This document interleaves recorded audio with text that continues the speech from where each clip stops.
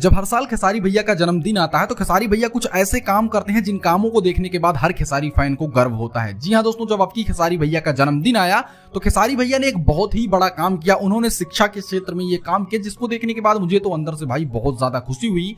जी हाँ दोस्तों, मैं आपको बता दूं कल खेसारी भैया का जन्मदिन था एंड भाई खेसारी भैया ने अपने जन्मदिन पर स्कूल के अंदर भाई एक डिजिटल बोर्ड को दिया है। मैं आपको बता दूं इस डिजिटल बोर्ड की कीमत 1 लाख से लेकर 1.5 लाख के बीच में होती है, जहां पे डिजिटल तरीके से बच्चों को पढ़ाया जाता है। खेसारी भैया ने इसकी एक रील बनाकर अपने इंस्टाग्राम पर शेयर की, जहां पर उन्होंने कैप्शन में लिखा कि मुझे तो कभी डिजिटल बोर्ड से पढ़ने का मौका नहीं मिला, लेकिन जब मैंने एक स्कूल में डिजिटल बोर्ड को दान किया तो मुझे बहुत ही ज्यादा अच्छा लगा।